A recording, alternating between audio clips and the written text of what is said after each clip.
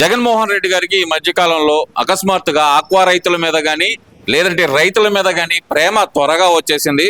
ఎలా చూడాలంటారు, ఎందువల్ల అంటారు? మరి గతంలో ఆయన అధికారంలో ఉన్నప్పుడు ఫీడ్ రేటు వాళ్ళు ఇష్టం వచ్చినట్టు పెంచినా కూడా ఏ రోజు పట్టించుకొని జగన్మోహన్ రెడ్డి గారు ఈ రోజు మాత్రం నేను ఆక్వా రైతులకు మంచి చేశాను అంటూ ఆయన డెడ్ లైన్ కూడా కూటమి ప్రభుత్వానికి పెట్టడం జరిగింది. ఎలా చూడాలి ఇదంతా? నమస్కారం అండి.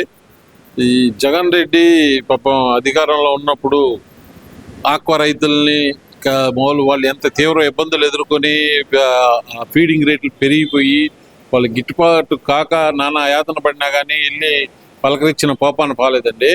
అప్పుడు 2014 నుంచి 19 సంవత్సర కాలాల్లో టీడీపీ గవర్నమెంట్ ఉన్నప్పుడు వాళ్ళని విపరీతంగా ప్రోత్సహించి వాళ్ళకి సబ్సిడీలు ఇచ్చి వాళ్ళని మన దేశంలోనే నెంబర్ 1 మొదటి స్థానంలో ఆంధ్ర ఆక్వా రైతులు ఉండేవాళ్ళండి. దాన్ని తెలుగుదేశం ప్రభుత్వం బాగా ప్రోత్సహించి వాళ్ళని బాగా అభివృద్ధి పదంలో నడిపారు ఆక్వా రంగాన్ని. మనం ఆ టైంలో మామూలుగా ప్రథమ స్థానంలో ఉన్న రంగం ఏదైనా ఉందంటే ఆక్వా రంగమేనండి. ఈ దుర్మార్గుడు 2019 నుంచి 24 దాకా ఆక్వా రంగాన్ని నానా హింసలకు గురి చేసి వాళ్ళ సబ్సిడీలన్నీ తీసేసి వాళ్ళని తీవ్ర నష్టాలు పాలు చేశాడండి. ఈ విద్యుత్ రేట్లు కూడా అనేక సార్లు పెంచి వాళ్ళకి ఇబ్బంది కలిగి చేశాడు జగన్ రెడ్డి. కానీ ఇప్పుడు అధికారం కోల్పోగానే సడన్ గా ఆక్వా రైతుల మీద ప్రేమ వలకపోస్తూ నిన్న ప్రెస్ మీట్ పెట్టడం చాలా విచారకరమైంది. అయినా ఆక్వా రైతులు అయినా సరే బాగా ఆలోచించుకోవాలి. మీకు ఎవరు న్యాయం చేశారు, మీ ఆక్వా రంగాన్ని ఎవరు ప్రోత్సాహకాలు ఇచ్చారు, మీ అభివృద్ధికి ఎవరు పాటుపడ్డారు అనేది మీరు ఆత్మలోకం చేసుకొని మీరు బాబు గారు మీ సమస్య తీసుకెళ్లారు. బాబు గారు, లోకేష్ గారు, పవన్ కళ్యాణ్ గారు దీని గురించి తప్పకుండా మీ సమస్యని పరిష్కరిస్తారని మేము భావిస్తున్నామండి. మీరు అలా అని చెప్పి ఒక మామూలుగా ఒక ప్రజా కంటకుడికి దగ్గరికి వెళ్ళి మీరు ఇలాగా మొరపెట్టుకున్న చాలా బాధాకరమైన విషయం. మీరు ఆత్మ పరిశీలన చేసుకోండి. మీకు ఎవరు న్యాయం చేస్తారో ఒక మామూలుగా ప్రజా విశ్వాసం కోల్పోయిన వ్యక్తి గారి దగ్గరికి వెళ్ళి మీరు ఇలా ప్రెస్ మీట్లకి ఎక్కి ఇట్లా చేయడం అంత భావ్యం కాదని మేము భావిస్తున్నామండి. సరే, ఇవన్నీ ఒక ఎత్తు అయితే అనగా గుడివాడ అమర్నాథ్ వంగలపూడి అనిత గారి గురించి చేసిన కామెంట్స్ అసలు ఎలా చూడాలంటారు? మేకప్ బెత్తడి మందాన మేకప్ వేసుకుంది, కేజీ మేకప్ వేసుకుంది అంటూ ఒక హోమ్ మినిస్టర్ గారిని ఉద్దేశించి చేసిన వ్యాఖ్యలు, అందులో ఒక దళిత మహిళలను ఉద్దేశించి చేసిన వ్యాఖ్యలను ఎలా చూడాలంటారు? ఈ వైసీపీలో నాయకులందరూ సంస్కారహీనులండి. వాళ్ళకి మామూలు భార్య ఉంటుంది, పిల్లలు ఉంటారు, తల్లిలు ఉంటారు, అక్కలు ఉంటారు, చెల్లెళ్ళు ఉంటారండి. మరి వాళ్ళు ఏ విధంగా ఇట్లా సాటి మహిళను ఇట్లాగా ఒక సోదరి సమానులైన మన గౌరవ హోమ్ మినిస్టర్ గారైన అనిత గారిని ఇలా ఏ విధంగా దూషిస్తారని మేము ప్రశ్నిస్తున్నాము. మరి ఈ అమర్నాథ్ నీ భార్య కానీ నీ పిల్లలు కానీ మోహాన్కి పౌడర్ రాసుకోరా? అది మా ఆడవాళ్ళకు ఉన్న అలంకరణ. వాళ్ళు బయటకు వచ్చేటప్పుడు కొద్దిగా నీట్గా హుందాగా కనపడాలని చెప్పి వాళ్ళు అలాగా ఏదో రెడీ అవుతూ ఉంటారు. దాన్ని పట్టుకొని నువ్వు ఒక దళిత మహిళనైన అనిత గారిని ఇష్టం వచ్చినట్టు మాట్లాడావు.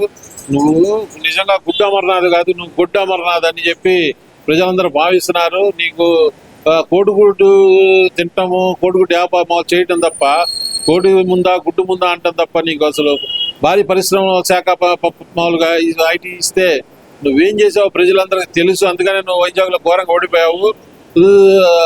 ఇన్వెస్టర్లుగా మీట్ పెట్టి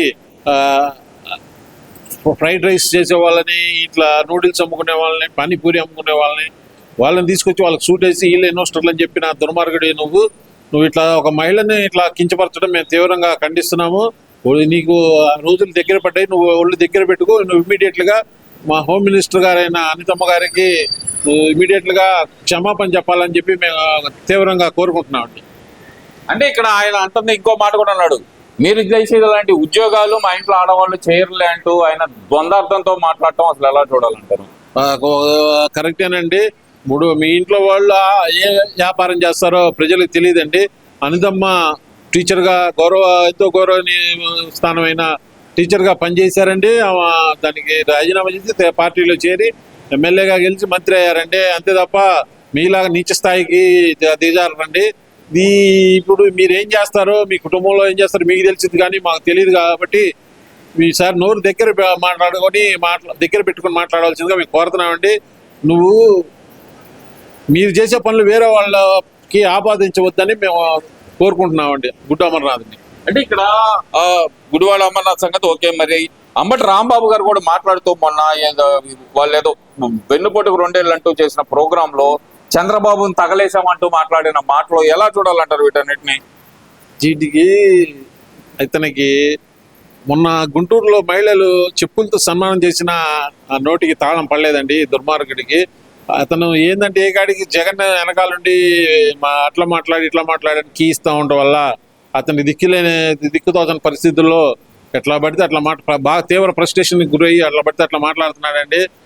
అంబటి రాంబాబు నువ్వు మామూలు ఎలా మాట్లాడుతున్నావో ఏం మాట్లాడుతున్నావో ఆలోచించుకొని మాట్లాడు.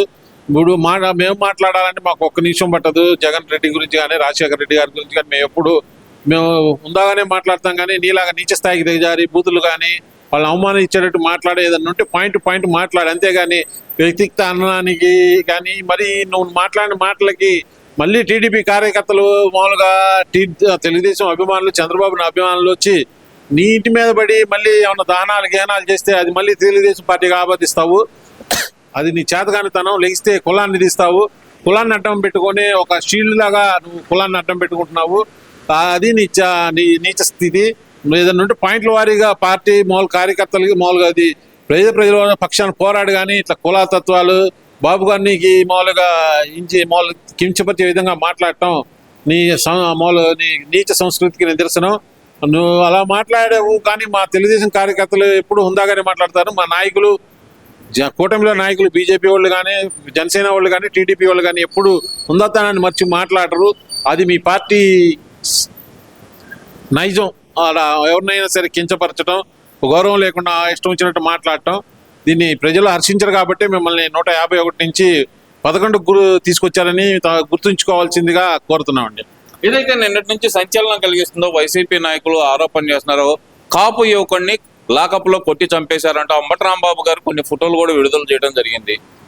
ఎలా చూడాలంటారు ఇది? అసలు నిజంగానే రాష్ట్రంలో ప్రభుత్వం పనిచేయటం లేదు, ఇదంతా రాక్షస రాజ్యం అంటూ వాళ్ళు చేస్తున్న ప్రచారం, దీన్ని ఎలా చూడాలంటారు అసలు? కాపు యువకుడు అని కాదండి, ఏ యువకుడికైనా సరే అలా జరగటం హర్షణీయం కాదండి.